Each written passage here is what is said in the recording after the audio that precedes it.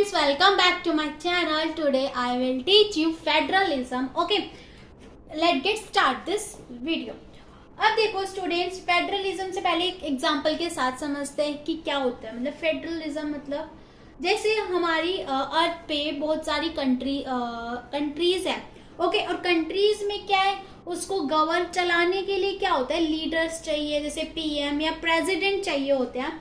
उनको कंट्रीज को चलाने के लिए जो पावर्स डिवाइड की जाती है, ओके, पावर्स डिवाइड की जाती है, जिससे क्या होता है, जैसे पावर डिवाइड की सेंट्रल गवर्नमेंट में, स्टेट गवर्नमेंट में, किस लिए, जो कंट्रीज है अच्छे से चल सके।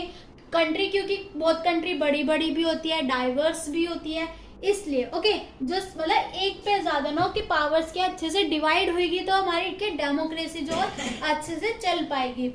जैसे हमने लास्ट में पढ़ा था बेल्जियम का, उसमें पावर शेयरिंग कैसे इतनी अच्छी थी, तो इसलिए वो अच्छे से कंट्री चल रही थी।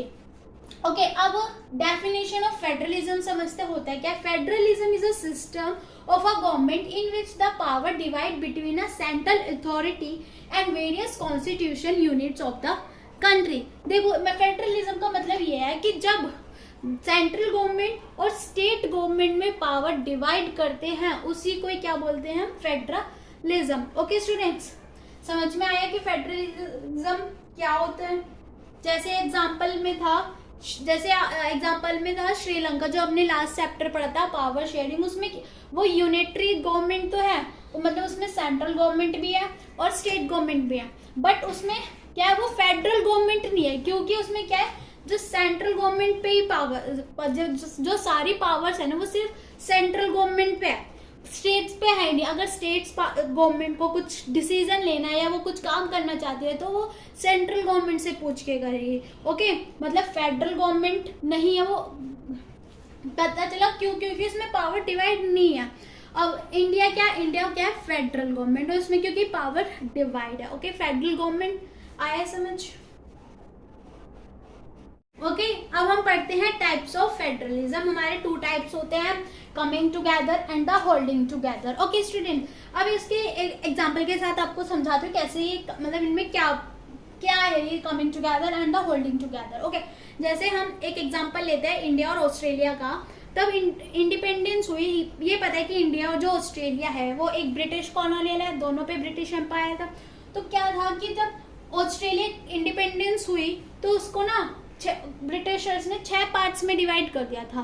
तो फिर क्या हुआ, ऑस्ट्रेलिया ने ऐसे नहीं कि जो 6 स्टेट्स में डिवाइड कर दिया था, तो फिर क्या हुआ कि जो स्टेट्स थे अलग होकर भी अपनी कंट्री बना सकते थे, पर ऐसा नहीं हुआ। तब जो 6 स्टेट्स थे वो उन्होंने मिलकर एक कंट्री बनाई, जिसको बोला गया ऑस्ट्रेलिया। तो वो ही है जो बहुत सारी स्टेट्स मिलकर एक कंट्री बनाई, तो वो है कमिंग टुगेदर। जो ऑस्ट्रेलिया है वो कमिंग टुगेदर में आती है। जैसे इसमें क्या होता है कि जो पावर होती है ना, स्टेट गवर्नमेंट पे ज्यादा पावर होती है, इतनी सेंट्रल गवर्नमेंट पे नहीं होती। तो जिसपे स्टेट गवर्नमेंट पे ज्यादा पावर होती है वो होता है कमिंग टुगेदर। ओके, और होल्डिंग टुगेदर में, जिसमें सेंट्रल गवर्नमेंट पे ज्यादा पावर होती है, उसको बोलते हैं holding together as compare to the coming together. Okay, जैसे इसमें एग्जांपल देखिए, एग्जांपल है जैसे ऑस्ट्रेलिया। ओके, ऑस्ट्रेलिया, स्विट्जरलैंड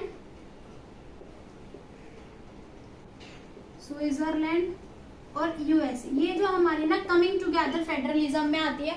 और होल्डिंग टुगेदर इसमें आती है, आपके एग्जांपल है इंडिया, स्पेन, एक और है इंडिया, स्पेन के बाद इंडिया, स्पेन, एक है बेल्जियम।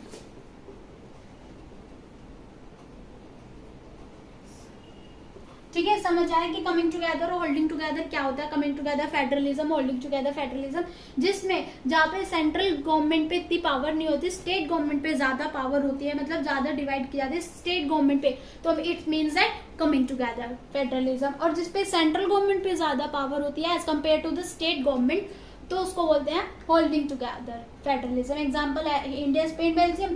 और कमिंग टुगेदर का है, अब हम पढ़ते हैं फीचर्स ऑफ फेडरलिज्म। ओके, इसमें 7 फीचर्स हैं फेडरलिज्म के, उसको हम वन बाय वन एक्सप्लेन करते हैं। जैसे फर्स्ट है देयर आर 2 और मोर लेवल्स ऑफ द गवर्नमेंट, मतलब कि 2 या 2 से लेवल्स गवर्नमेंट के हो सकते हैं। जैसे तब कॉन्स्टिट्यूशन में पहले क्या था, सेंट्रल और स्टेट गवर्नमेंट ही थी, बट लोगों की कुछ लोकल प्रॉब्लम्स आई जो सेंट्रल और स्टेट नहीं सॉल्व कर पाए, तो उन्होंने क्या करा, लोकल लेवल मतलब लोकल गवर्नमेंट्स बनाए उस प्रॉब्लम को सॉल्व करने के लिए। आया समझ कि कैसे 2 और मोर लेवल्स ऑफ द गवर्नमेंट है फीचर्स। अब सेकंड है different tyres of the government govern the same citizen but each tyre has its own jurisdiction, मतलब कि जैसे आप हो, अगर आपकी कोई प्रॉब्लम होगी तो जो मतलब जैसे आप हो, जैसे मैं हूँ, अगर सेंट्रल गवर्नमेंट कोई भी रूल बनाती है तो मेरे को फॉलो करना पड़ेगा, स्टेट गवर्नमेंट बनाती है तो हमें फॉलो करना पड़ेगा, और जो लोकल गवर्नमेंट भी बनाएगी ना वो भी हमें फॉलो करना पड़ेगा, लिखा है। पर इसमें एक है कि each tyre has its own jurisdiction. Jurisdiction मतलब कि अलग अलग टायर्स अलग अलग लेवल्स के ना अलग अलग मतलब अलग मैटर है, तो उसके लिए एक बनाया गया है। अगर सेंट्रल मैटर है तो सेंट्रल गवर्नमेंट सॉल्व करेगी या सेंट्रल गवर्नमेंट लॉ बनाएगी उसके बारे में, अगर स्टेट है तो स्टेट। ओके, जुरिडिक्शन का मतलब यही है कि अलग मैटर का अधिकार, मतलब अलग मैटर डिसाइड कर रखा है कि अलग ये वाला मैटर है तो इस गवर्नमेंट ये सॉल्व करेगी, अगर ये मैटर है तो ये सॉल्व करेगी। ओके, अब हमारा आता है थर्ड फीचर। थर्ड फीचर क्या है, the jurisdiction of the respective level of government are specified in the constitution. इसका मतलब ये है कि जो भी हमारी जैसे सेंट्रल स्टेट और लोकल गवर्नमेंट है उसको पावर किसने, कॉन्स्टिट्यूशन ने दिया, किसी ने ऐसे नहीं कि सेंट्रल गवर्नमेंट ने स्टेट पावर को पावर दिया, ऐसे नहीं, किसने तीनों को किसने इक्वली कॉन्स्टिट्यूशन इक्वल पावर दिया। ओके, थर्ड का ये है मतलब कॉन्स्टिट्यूशन द्वारा दी गई है पावर तीनों गवर्नमेंट को, तीनों लेवल्स ऑफ द गवर्नमेंट को। अब हमारा fourth, the fundamental prohibition of the constitution can't be unilateral change by one level of government, such change require the consent of both the level of government. इसका मतलब ये है कि कोई भी एक लेवल ऑफ गवर्नमेंट अगर कोई चेंजेस लाना चाहता है वो अकेला नहीं कर सकता, उसको क्या 2 लेवल ऑफ गवर्नमेंट की अगर सहमति है और अगर लगता है कि वो सही है तो तभी वो चेंजेस हो सकते हैं। और चेंजेस के लिए बिल पास पहले करना, जैसे अगर सेंट्रल गवर्नमेंट को लगा कि स्टेट गवर्नमेंट में कोई चेंजेस है तो वो ऐसे डायरेक्ट नहीं कर देगा,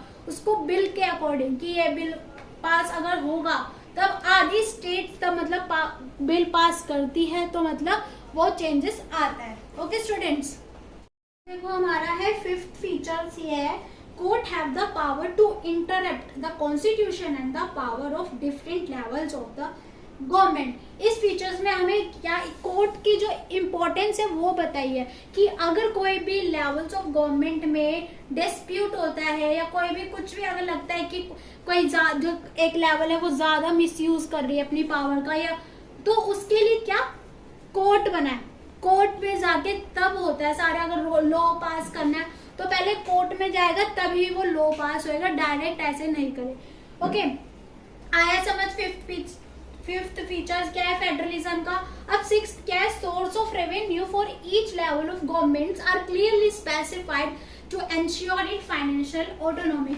इसका मतलब ये है कि हर लेवल ऑफ गवर्नमेंट पे क्या फाइनेंशियली ऑटोनॉमी होना चाहिए, मतलब सोर्स ऑफ रेवेन्यू पैसा होना चाहिए। ऐसे नहीं कि अगर स्टेट गवर्नमेंट को कुछ काम कराना है तो वो सेंट्रल गवर्नमेंट से पैसा उस पे होना चाहिए, रेवेन्यू फाइनेंशियल ऑटोनॉमी होना चाहिए, मतलब स्टेट गवर्नमेंट के पास भी पैसा होना चाहिए।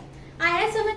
ओके, अब last feature of a federalism ये है, the federal system thus has dual objective to safeguard and promote unity of the country and while at the same time accommodate regional diversity। इसका मतलब यह है कि अगर फेडरल सिस्टम तभी चल सकती है तब उसके दो ऑब्जेक्टिव्स होते हैं, दो उद्देश्य होते हैं, एक तो यूनिटी और एक है डाइवर्सिटी। मतलब किसी भी कंट्री में अगर फेडरल सिस्टम चलाना है तो यूनिटी होनी चाहिए और एक डाइवर्सिटी होनी चाहिए। ओके, ये था लास्ट फीचर था फेडरलिज्म के। समझ आया कि 7 फीचर्स क्या क्या फेडरलिज्म के होते हैं। ओके, अब आपकी 3 लिस्ट होती है, union list, state list and conference list. इसको टेबुलर फॉर्म में समझते हैं। देखो, यूनियन लिस्ट वो जो कि नेशनल इंपॉर्टेंस बताए, ओके, जो नेशनल के लिए लॉ बनाता है, जैसे एग्जांपल आपका है national importance. Okay, union list में कौन सा सब्जेक्ट, मतलब ये नेशनल इम्पोर्टेंस। जैसे हो गया डिफेंस ऑफ द कंट्री, मतलब कंट्री की सुरक्षा के लिए ओके क्या क्या लॉ बनाना है, तो कौन करेगा, वो यूनियन लिस्ट में आ जाता है। फॉरेन अफेयर्स, फॉरेन के साथ क्या ऐसा मतलब मिलना जुलना, क्या कैसे रिलेशन बनाना। ओके, कम्युनिकेशन, बैंकिंग, ये हमारा सारा जो है वो यूनियन लिस्ट वो करती है रेडी। ओके, अब स्टेट लिस्ट, जैसे अब आता है कि लोकल या स्टेट, जो लोकल और स्टेट की इंपॉर्टेंस बताता है, जिस जो लोकल और स्टेट के लॉज बनाता है उस वो स्टेट लिस्ट में आता है, हमारा इंक्लूड होता है। ओके,